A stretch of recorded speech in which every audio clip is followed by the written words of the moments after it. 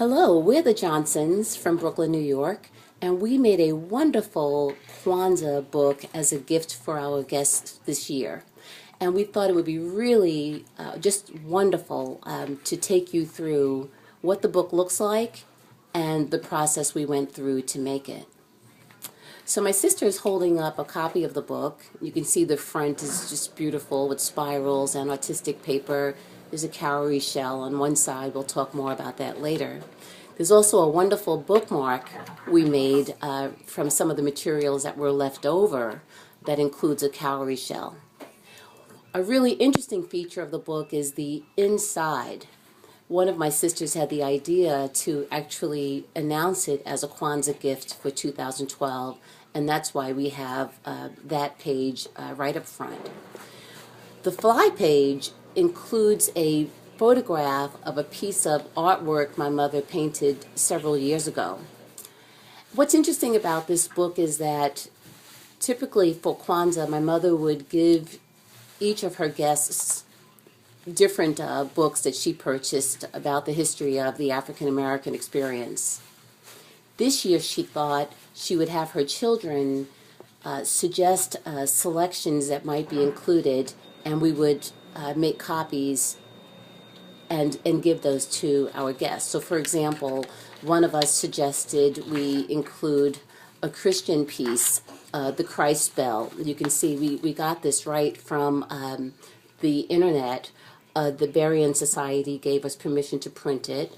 We also used a resource, blackpast.org, and one of their pieces that we used was a tribute to a fallen black soldier, but that was a wonderful resource, and we included other pieces from them as well.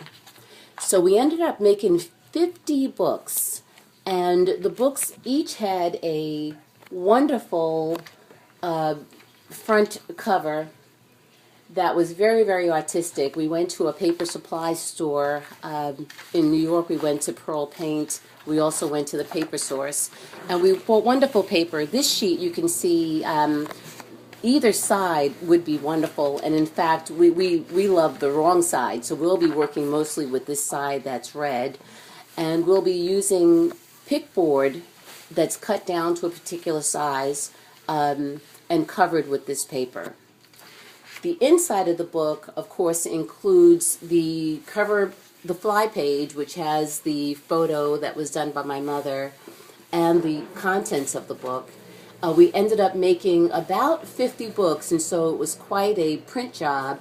Actually, we used personal printers that we have, and we got the photo copies made. The back cover was made from pickboard as well, which we purchased in black. And we actually stamped it with our family's initials. Now, part of what needed to happen to put this book together is that the paper needed to be cut down. We needed to glue it. So we did end up using PVA glue that we purchased from an art store. And of course, we needed brushes. We're very inexpensive. We also ended up using a cutting machine to cut the cardboard down to the size. As it turns out, our cardboard, the pickboard was 8 inches wide, and we wanted it to be 7 3/4 wide, and so we used the guillotine, is what that machine is called for that purpose. Interesting that the machine actually has a ruler that's part of the machine, and that made it easier for us to use. And the guillotine was purchased from the Paper Source store. Yes, Paper Source was wonderful.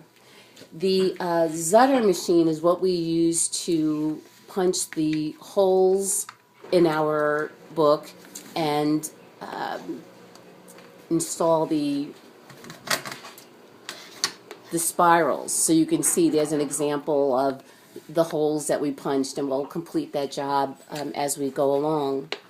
An interesting feature is we actually made a mistake with one book, and we ended up punching the holes in the wrong side of the cover.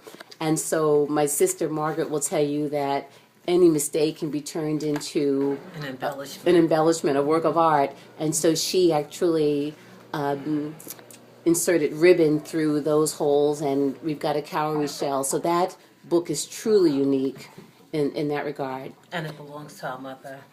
Yes, that's Mom's book. It's the only one like it. Yes. Now, because we had to cut the boards down, we did end up having remnants from the pick board. And we ended up making a bookmark using the remnants from the back cover. So you can see that the bookmark says Happy Kwanzaa 2012. We used a hole puncher to insert ribbon and a cowrie shell. So some of the equipment we used besides the cutting machine and the Zutter hole puncher, we needed the glue, we needed scissors, double-sided tape, the ruler, the ribbon, some cowrie shells. And in fact, you can embellish with anything that you would like to embellish it with. We also used stamps, so we could stamp our family name on the back. So you need a stamp, and you need a stamp pad, any color, any size. Okay, so that's our book, and that's a very streamlined version of how we put it together. We are going to now begin to actually work on making our front covers.